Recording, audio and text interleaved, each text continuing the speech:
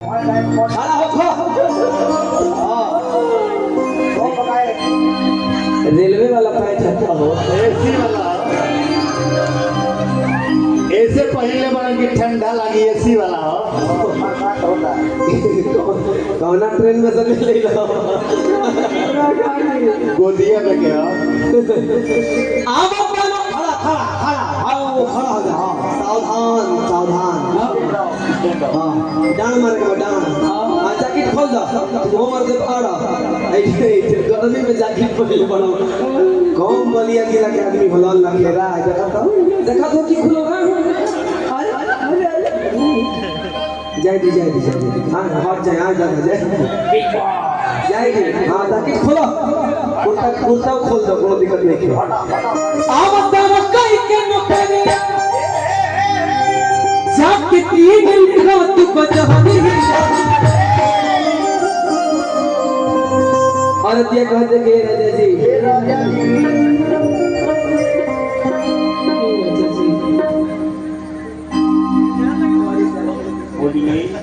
बाहर से कुछ लेके आई क्या लेके आई बोलो कुसुम सरिया ये सरिया खराब बता करिया।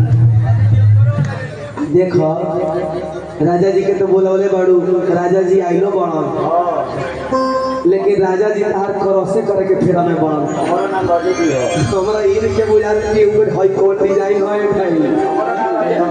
आवतर कई के नौकरिया हर की जात की रात बजहनिया कुसुमरो सड़िया राजा जी एक किलो। अच्छा लेके आई बड़ी क्या कुछ दी एक जरूरत बा। हाँ जी हमके देत रही रहुआ। हाँ बोल बोल बोल। दीपक सिंह भैया कोतवाल 100 रुपया होता है मजाक थोड़ी है। 100 रुपया मेरे लिए 100 अरब है। कब के और भाग से कुछ हो जाए कि हो जाना था। पैसा के महत्व कहाँ पता चलता है सबसे ज्यादा रेलवे स्टेशन पर जब जाइएगा जब आप टिकट कटाने तो जब 1 रुपया नहीं रहता है ना तो कह लो कि 1 रुपया नहीं आपका 1 रुपया लेकर आइए तब बुझाला कि 1 रुपया के महत्व होना। 1 रुपया तो ढेर कह दे पैसों .000 होला। गूगल पे करबो तो फोन पे करबो तो ना चाहिए।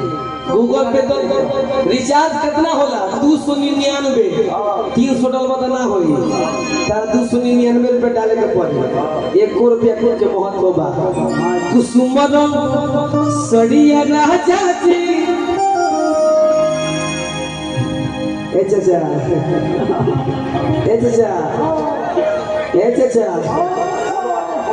ए चाचा ए चाचू एगरी पापा के डैडी कहत रहल सब डैड आ मम्मी के मॉम कहा हो मॉम ए चाचू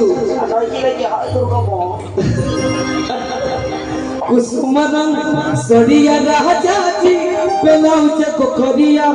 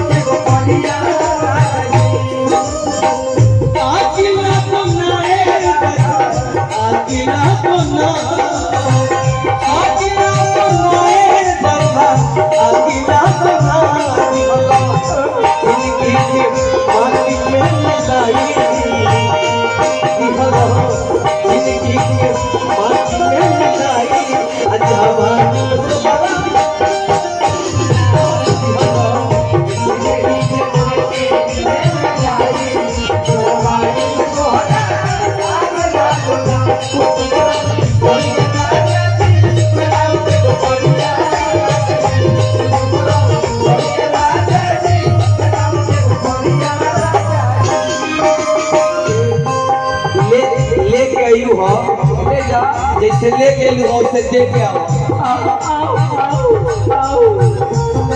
और भाव में एगो फ्लाइंग किस दे दी हो, एगो फ्लाइंग किस मार ना दो।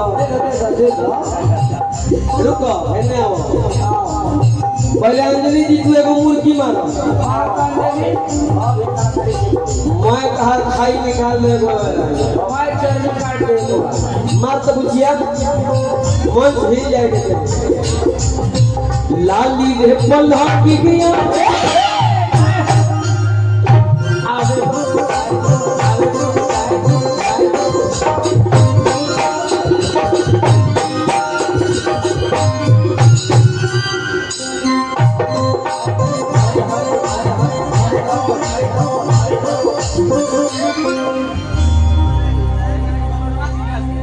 बलिया जिला है, नीमन होई तो हल्ला को थपड़ी बजा दे बस।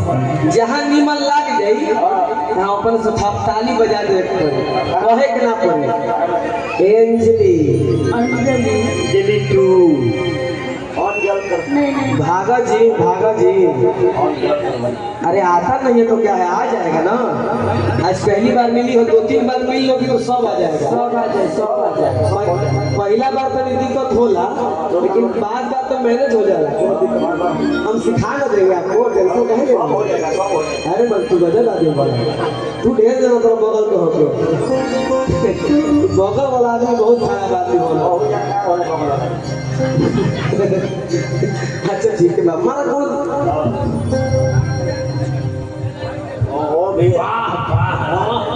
देखो सीखो, कुछ करना नहीं है, पहले देखो भाई मुझे देखो, उसके बाद मारना। कहाँ हो चाचा? जहाँ सोच वहाँ शौचालय है, कोई दिक्कत नहीं है। हाँ कोई दिक्कत नहीं है। देखो कैसे मारा जा। अरे गिल्लाली रे पल